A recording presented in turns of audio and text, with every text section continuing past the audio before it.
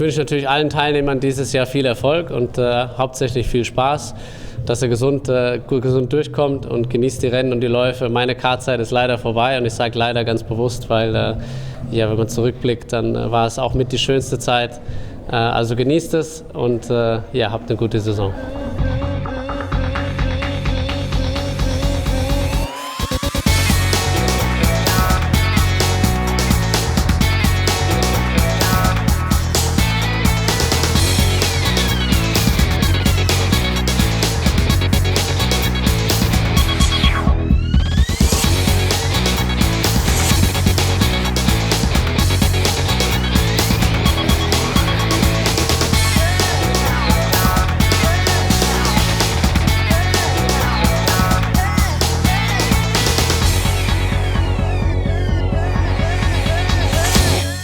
Das war unser Schirmherr Sebastian Vettel mit den besten Grüßen an unsere Piloten. Und damit herzlich willkommen zur zweiten Runde der internationalen Deutschen Kart-Meisterschaft. Wir sind zu Gast im Prokart Raceland. Wir sind zu Gast in Wackersdorf in Bayern. Und diese fantastische Strecke wollen wir euch jetzt mal auf eine ganz besondere Art vorstellen. Der DKM-Champion aus dem Jahr 2016, Alexander Schmitz auf Hot Lap mit Jen Wade. Okay, so now we've got the tyres warmed up. Yes. A little bit of weaving there. Alrighty, so Alexander. Do you want to go for a quick lap around Wackersdorf? We do want to go for a quick lap. Okay. I do. Are you ready? How quick? I'm ready. Okay, let's go. So, commentary on German now. Okay, jetzt Startziel gerade Wackersdorf. Erste leichte Knick. Vollgas alles noch. Hier 6. Gang jetzt. Topspeed an der Stelle knapp 140 bis 145. Erste Kurve. Hier leicht lupfen, sofort wieder aufs Gas gehen, damit man das Heck unter Kontrolle hält. Und dann auf die harte Anbremszone in Kurve 2 rein. Hier ganz wichtig, eng rauskommen. Sofort voll aufs Gas, die Gänge hochschalten. Bis hier in den 4. voll auf dem Gas bleiben und um den Knick rum. Hier wieder ganz harte Bremszone, aber nicht zu spät bremsen. Wer sich hier verbremst, verliert sofort Plätze. Wieder eng raus und in die Doppelrechts rein. Hier ganz sanft am Gas, viel mit dem Heck spielen. Wer zu viel Gas gibt, der rutscht hier sofort raus. Am zweiten Teil bis ganz außen über den Curb. Leicht anbremsen und in die Schikane rein. Den Curb auf jeden Fall nicht mitnehmen. Dann geht's raus und auch wieder bis über den Curb in die Auslaufzone. Hier sehr sanfter Bremspunkt, hier nicht zu spät bremsen, ganz wichtig, um hier den Speed um die Kurve zu nehmen.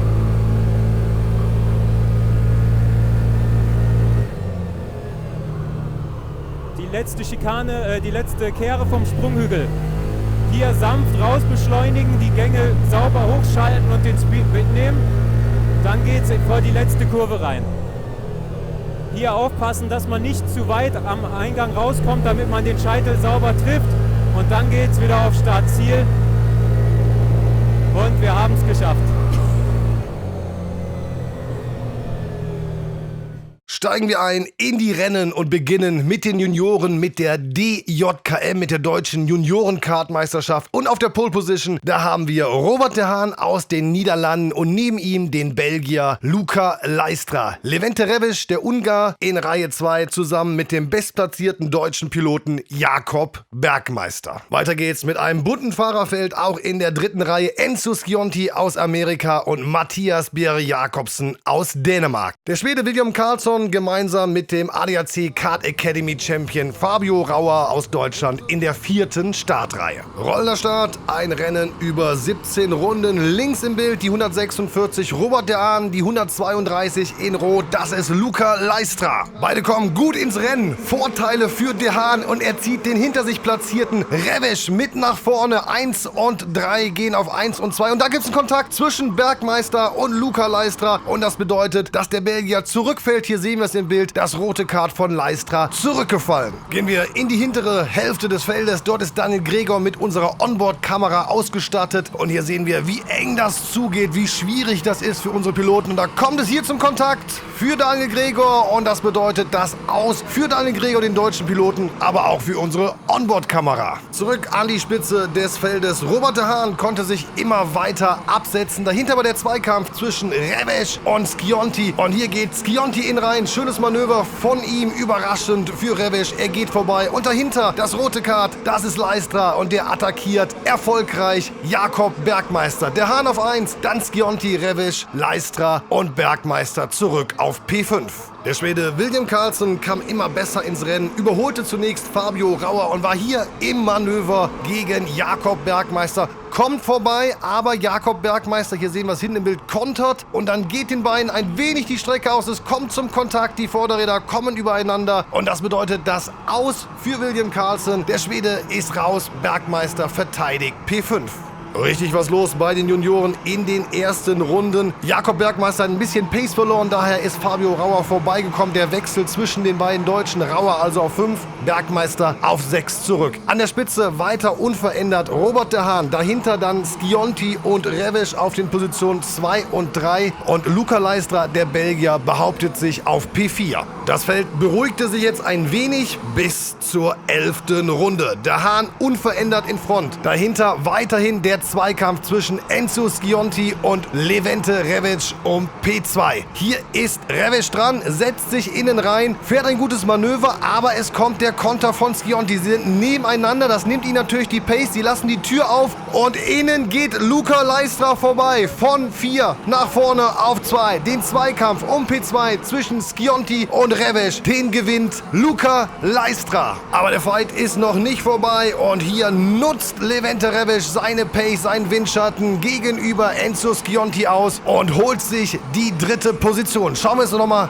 ganz in Ruhe in Zeitlupe an. Hier das Ausgangsmanöver von Revesch gegen Scionti. Der gewinnt, lässt aber die Tür ein wenig auf, sodass Scionti da reinfahren kann. Hier sehen wir, sie sind nebeneinander und Scionti versucht Revesch ein wenig abzudrängen. Geht damit von der Ideallinie runter, lässt die Tür quasi offen und Luca Leistra sieht genau seine Chance, stößt da rein und gewinnt das Manöver. Spektakulär. Und so blieb es bis zum Ende des Rennens. Robert Haan konnte seinen Vorsprung weiter ausbauen und war am Ende der souveräne Sieger des ersten Rennens der Deutschen Junioren-Kart-Meisterschaft hier in Wackersdorf. Er gewinnt für das Energy Course Racing Team auf Platz 2. Dann Luca Leistra 4,131 Sekunden dahinter. Levente Revesch auf 3, Scionti 4, Bergmeister sichert 5. Auf den weiteren Positionen dann Lenny Ried und Fabio Rauer, 2 Deutsche. Auf 8 Jakobsen 9, Marcus Fleck aus Neuseeland und Neo Ringdahl, der Schwede, auf Platz 10. Machen wir direkt weiter mit dem zweiten Rennen der Junioren. Die Startaufstellung dieses zweiten Rennens ergibt sich aus diesem Tableau, aus dem Zieleinlauf des ersten Rennens. Und dementsprechend haben wir auf der Pole Position Robert de Haan und neben ihm Luca Leistra. Wieder ein guter Start von Robert de Haan. Er münzt seine Pole Position in P1 um. Leistra mit Schwierigkeiten fällt von 2 auf 4 zurück. Quersteher von de Haan, nichts passiert, gut abgefangen. Levente Revesch auf 2 und Jakob Bergmeister jetzt erstmal auf der 3. Position, aber unter Druck von Leistra, der geht hier vorbei und Fabio Rauer rutscht mit durch. Die beiden Piloten vom RS Ralf Schumacher Racing Team gehen vorbei an Jakob Bergmeister von Millennium. An der Spitze konnte sich Robert de Haan gemeinsam mit Levente Revesch, hier können wir es schön sehen, ein wenig absetzen, ein wenig distanzieren. Dahinter der Doppelpack in Rot und Jakob Bergmeister, der ist aber dran an Fabio Rauer. Hier sehen wir es, er kommt immer näher, ist jetzt im Windschatten und hier hat er die Möglichkeit, setzt sich jetzt innen rein und kommt wunderbar vorbei. Fabio Rauer lässt Bergmeister auch den Raum zum Überleben. Der Blick nach hinten, er hat es geschafft. Bergmeister kommt nach vorne auf P4.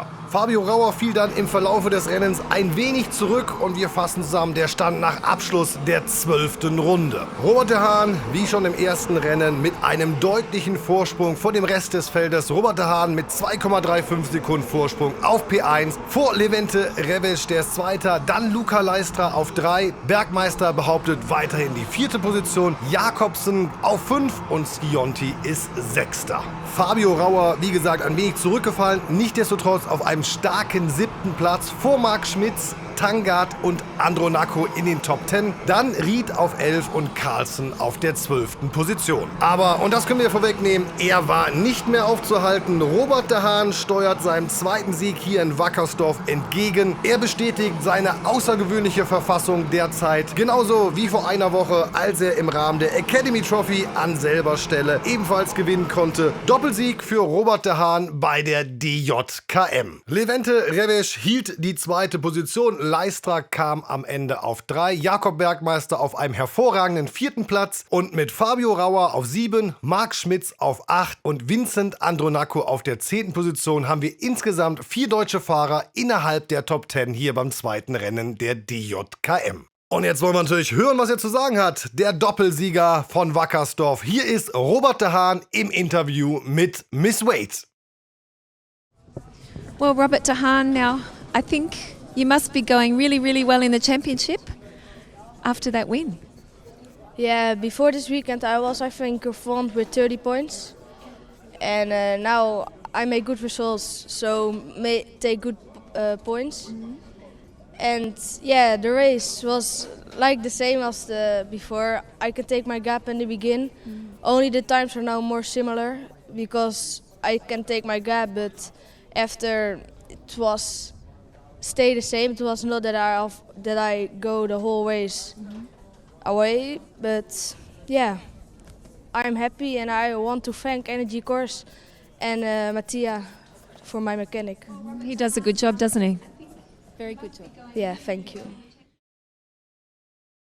Kommen wir direkt zu unserem zweiten Prädikat, zu den OK-Senioren, zur DKM. Und da sehen wir 3 Deutsche auf den ersten 3 Plätzen. Hugo Sasse auf der Pole Position vor Nils Tröger, Nico Handke in der zweiten Startreihe gemeinsam mit Alexei Sissow. Und der nächste Deutsche, Ben Dürr, dann in der dritten Reihe mit Miklas Basil-Born. Lorenzo Travisenuto, der Weltmeister, gemeinsam mit Jonas Ried in der 4. Startreihe. Rollender Start, wie gerade eben bei den Junioren. Wir erwarten ein Rennen über 21 Runden. Die 7, die gehört Tröger. Die 2, daneben das orangefarbene Kart. Das ist das Kart von Hugo Sasse und er führt das Feld jetzt in die erste Runde. Startfrei. Hugo Sasse gewinnt den Start. Tröger mit Schwierigkeiten. Sissow geht vorbei und hier sehen wir, Tröger steht quer, fängt sein Kart aber ab, fällt aber einige Positionen zurück. Wir haben es gerade gesehen, Ben Dürr auf die 4. Position nach vorne gekommen. Also Sasse, Sissow, Handke, Dörr und dahinter dann Tröger und Travisenuto.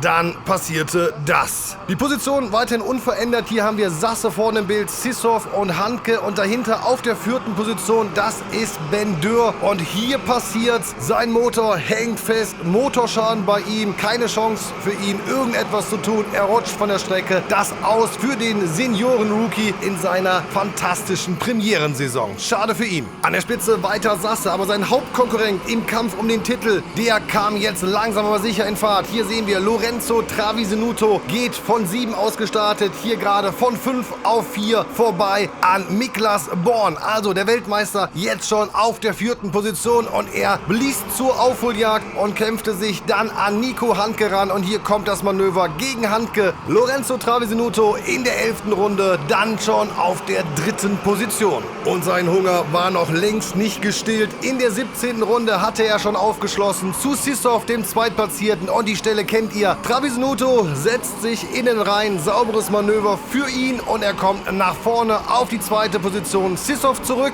er fällt sogar auf 4 zurück, denn Born geht noch vorbei. Erfolgreiche Aufholjagd des Weltmeisters, wie gesagt, von 7 gestartet, jetzt auf der 2. Position. Durch die Positionskämpfe im Verfolgerfeld konnte Hugo Sasse seine Führung weiter ausbauen und so gewann er dieses erste Rennen der OK-Senioren der DKM mehr als souverän vor dem Weltmeister Lorenzo Travisenuto. Sieg für Sasse, für das TB Racing Team, dann Travisenuto. Miklas Born kommt auf die 3. Position, dann Sissow, Nico Handke auf einem starken 5. Platz, dann Dingbohl, Kas Haberkort, Felix Arnold, Alex Tauscher und Luca Griggs innerhalb der Top 10. Auch die weiteren deutschen Piloten mit starken Ergebnissen: Tim Tramnitz, Joel Mesch, Nils Tröger, Moritz Wieskirchen, Levi Ode und Luke Brenn-Fungeling innerhalb der 20 Besten. Einziger Wermutstropfen natürlich das Aus für Ben Dürr. Jetzt wird Zeit fürs Siegerinterview. Hier ist Miss Wade mit Hugo Sasse. Well, Ugo, you said yesterday that you were feeling confident today, and of course you've run away with the first win of the day, so well done. Yeah, our speed was really good. At the beginning, my teammate was behind me and we pushed away off the field. And at the end, it was enough to win the race. I don't think you turned around. Did you ever turn around and see where they were? Yeah, of course. Okay. So now for the second race, tell me, is there any change in strategy? You'll be lining up against the world number one. I think we will speak with the team what we can change and looking forward for the second race. We're looking forward to, we will see you on the podium. Congratulations. Thank you.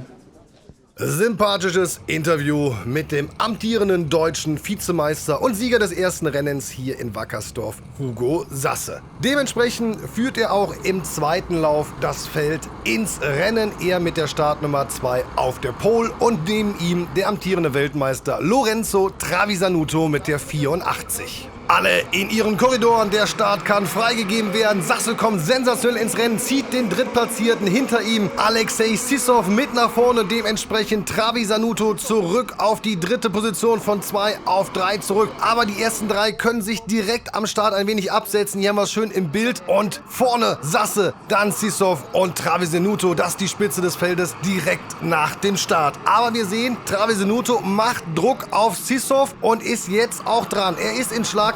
Er will dieses Rennen gewinnen, er will nach vorne und dementsprechend kommt hier die Attacke von Trevisanuto auf Sissov. Trevisanuto geht vorbei, übernimmt zum Ende der ersten Runde die zweite Position wieder zurück. Spannende Anfangsphase zwischen diesen dreien beim zweiten Rennen der DKM. Und hier seht ihr daheim mal, wie eng und schnell das im Kartsport zur Sache geht. Ende der ersten Runde, Anfang der zweiten Runde und wir sehen, Lorenzo Trevisanuto macht Druck auf den Führenden, macht Druck auf Hugo Sasse. Trevisanuto hat die Pace und Probleme bei Hugo Sasse. Der fängt sein Kart zwar ab, aber diese Einladung, die lässt sich an Weltmeister natürlich nicht zweimal geben. Lorenzo Trevisanuto geht vorbei und nicht nur er. Die weiteren Fahrer kommen auch vorbei. Probleme bei Hugo Sasse. Er fällt durch diese Geschichte zurück von 1 auf die 9. Position. Zweifelsohne schlecht für Hugo Sasse, aber gut für Alexander Tauscher und Felix Arnold. Die sind jetzt auf den Positionen 2 und 3 notiert. Und dann kommt die Attacke von Felix Arnold auf die zweite Position von Alexander Tauscher. Und er kommt vorbei. Felix Arnold kommt nach vorne, von der 7. Position aus gestartet. Jetzt auf P2 in der 5. Runde. Wir fassen zusammen. Der Stand nach Abschluss der 9. Runde. Trevisanuto führt knapp vor Felix Arnold auf der 2. Position. Dann Alexander Tauscher auf 3. Die haben rund 1,3 Sekunden Vorsprung vor dem viertplatzierten Kars Haverkort. Dann Bastian Buß und Alexei Sissov ist auf der 6. Position. Nico Handke auf einem starken 7. Rang. Ögard auf 8. Bellocin und Hugo Sasse ist 10. Der Zweikampf um die 2. Position ging immer wieder hin und her und hier das entscheidende Manöver. Die 13, Alexander Tauscher, setzt sich rein und kommt vorbei an Felix Arnold vom TB Racing Team, also Wechsel auf der 2. Position. Und so blieb es, wir sind auf den letzten Meter. Lorenzo Trevisanuto, der Weltmeister, gewinnt das 2. Rennen der DKM hier in Wackersdorf. Für die CV Performance Group auf die 2. Position, wie gerade gesehen, kommt Alexander Tauscher und dementsprechend ein zurück, aber trotzdem von 7 nach vorne auf 3 für Felix Arnold. Bastian Buß, der Däne, auf 4, Sissov auf der 5. Position und Kompliment an Hugo Sasse. Er hat sich zurückgekämpft in dieses Rennen und wird am Ende 6. Sebastian Ögard auf 7 und Bendeur von ganz hinten gestartet aufgrund seines Ausfalls im ersten Rennen. Er kommt auf die 8. Position. Dann Moritz Wieskirchen und Luca Griggs innerhalb der Top 10. Auf der zweiten Seite des Tableaus sehen wir Kars Haverkort, Tim Trametz und Luke Brennan-Füngeling leider ausgeschieden. Und jetzt wollen wir natürlich hören, was er zu sagen hat. Hier ist der amtierende Kart-Weltmeister Lorenzo Trevisanuto im Interview mit Miss Wade. Well, Lorenzo, a fantastic result for you here at the second round. Well, thank you. Yeah, it's really great result, especially for the championship, because now we're leading with a decent gap. And yeah, I'm very happy about the weekend. It was the first time here on this track and had to learn a lot. And we had also mixed conditions, so it was not easy for me to adapt.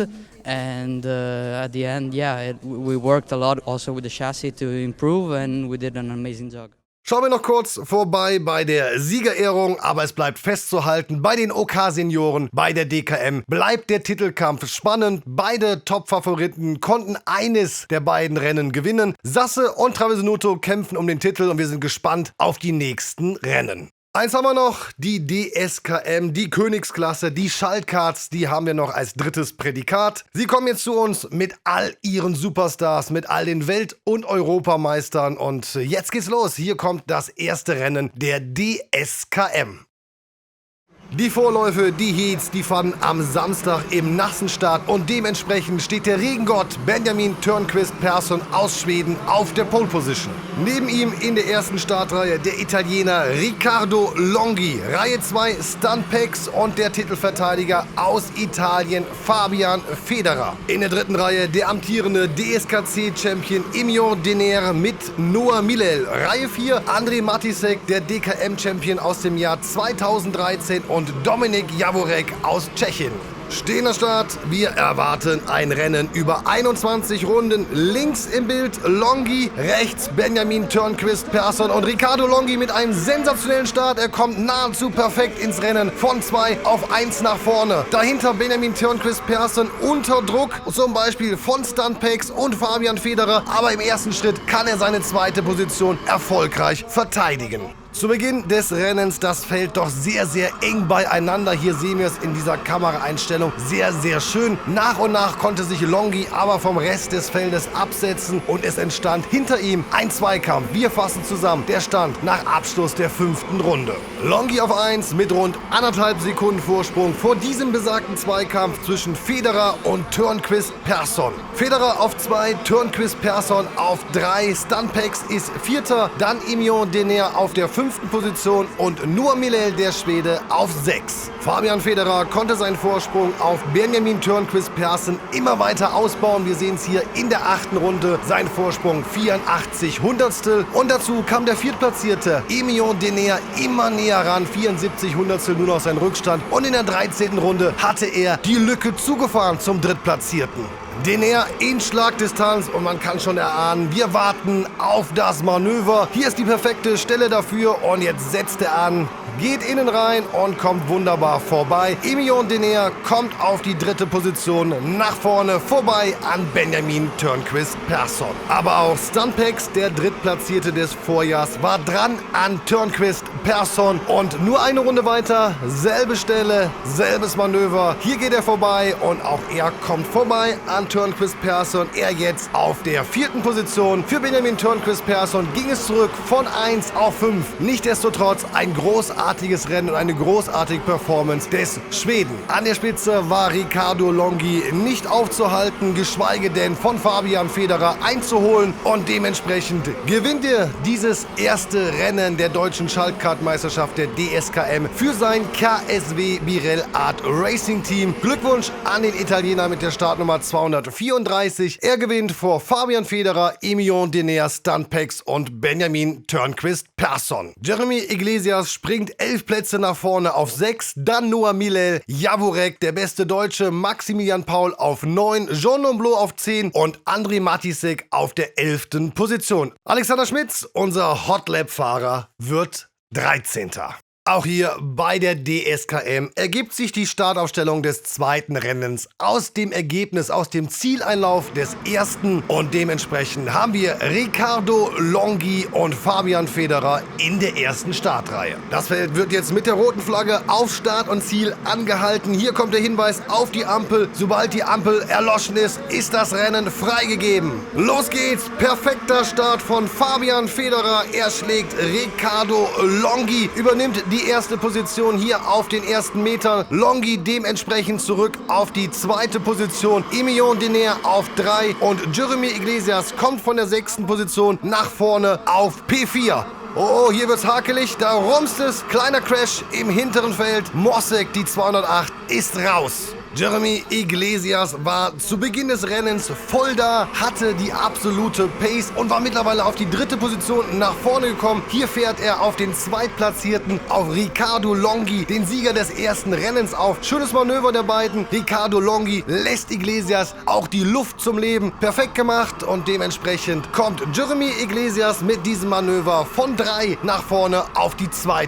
Position. Und der zweifache Vize-World Cup Champion Jeremy Iglesias wollte mehr und konnte mehr. Wir sind in der 4. Runde und er ist in absoluter Schlagdistanz im Windschatten vom Führenden, von Fabian Federer. Hier ist die perfekte Situation für ihn. Er sticht rein, Federer unter Druck. Riccardo Longhi versucht auch noch reinzustechen, aber das kann er stehen. Jeremy Iglesias geht auf 1, Federer zurück auf 2. Longhi hält die 3. Position, aber ist jetzt unter Druck von Stuntpex und Stuntpex geht hier rein und holt sich die 3. Position. Was für eine Runde. Iglesias 1, Federer 2, Pex auf 3 und Longhi auf 4. Und dann kam die Zeit von Stuntpex. Erst kassierte er den zweitplatzierten Fabian Federer. Und hier in der 8. Runde ist er im Angriffsmodus gegen P1, gegen Jeremy Iglesias und er kommt vorbei. Stuntpex übernimmt in der 8. Runde die Führung von Jeremy Iglesias im zweiten Rennen der DSKM. Was für eine erste Hälfte dieses Rennens. Und jetzt gerät Iglesias unter Druck. Der Titelverteidiger, der führende Gesamtwertung, setzt an und Fabian Federer kommt vorbei. Longhi versucht sich genauso wie Jorrit Pex, aber Jorrit Pex ist in der besseren Position. Iglesias verteidigt seinen 3. Platz, aber Pex kommt vorbei an Riccardo Longhi. So, jetzt müssen wir uns erstmal kurz sortieren, damit wir den Überblick nicht verlieren. Der Stand nach Abschluss der 10. Runde. Stuntpex ist auf 1 und wir haben es gerade gesehen, Federer geht vorbei an Iglesias auf die 2. Position. Iglesias selbst konnte seine 3. Position gegen Jorrit Pex und Riccardo Longhi verteidigen. Dabei verlor Longhi eine Position. Dementsprechend Jorrit Pex auf 4, Longhi auf 5 und Imion Dener auf der 6. Position. Und da kommt der nächste Angriff. Jorrit Pex geht vorbei an Iglesias. Iglesias kommt runter von der Ideallinie und Riccardo Longhi geht auch noch vorbei. Also Jorrit Pex jetzt nach vorne auf die 3. Position. Longhi auf 4 und Jeremy Iglesias fällt zurück auf P5. In Runde 20 dann der Konter von Riccardo Longhi. Er hat sich Zeit gelassen, damit er nicht vom Jäger zum Gejagten wird. Jetzt geht er vorbei, holt sich die 3. Position. Jorrit Pex fällt zurück auf P4. Tolles Manöver des jungen Italieners. Und hier sind wir jetzt auf den letzten Metern. Stuntpex auf dem Weg zum Sieg in diesem aufregenden Rennen. Und wir sehen, da jubelt er absolut zurecht. Fantastische Leistung des jungen Niederländers. Er gewinnt vor Fabian Federer, Riccardo Longhi auf 3, Jorrit Pex auf 4 und Jeremy Iglesias kommt auf die 5. Position. Imion Dener wird 6. Benjamin Turnquist Persson auf 7, Leonardo Marsiglia 8, Milan auf 9 und Jean Louis auf der 10. Position. Bester Deutscher ist dann der DSKM-Champion aus dem Jahr 2014. Alexander Schmitz wird 11. Und jetzt wird es natürlich Zeit für den Champion. Hier ist Stuntpex im Interview, im Siegerinterview mit Miss Wade. Well, Stan, great race, fantastic result for you, a big weekend, but you finally done it. Congratulations. Yeah, thank you. It was a hard race. As I told you before, 21 laps. I was leading, I think, in lap 5 or something. I don't remember. And then I need to keep the tires good and... yeah, it was really hard. Fabian was catching me one time, and then, yeah, I look in the corner where he was, and then I keep calm and make no mistakes, and yeah, we did it. We did it, sagt Stuntpex. Er triumphiert in einem wirklich großartigen, in einem von vielen Überholmanövern geprägten, spannenden und aufregenden Rennen. Rennen 2 der DSKM. Hier sind wir bei der Siegerehrung und damit verabschieden wir uns und sagen vielen Dank fürs Zuschauen. Das war unsere Zusammenfassung der 2. Runde der internationalen Deutschen Kart-Meisterschaft 2019 aus Wackersdorf. Alle Infos zur DKM gibt es unter www.kart-dm.de und natürlich in den sozialen Medien. Bis dahin, keep on racing.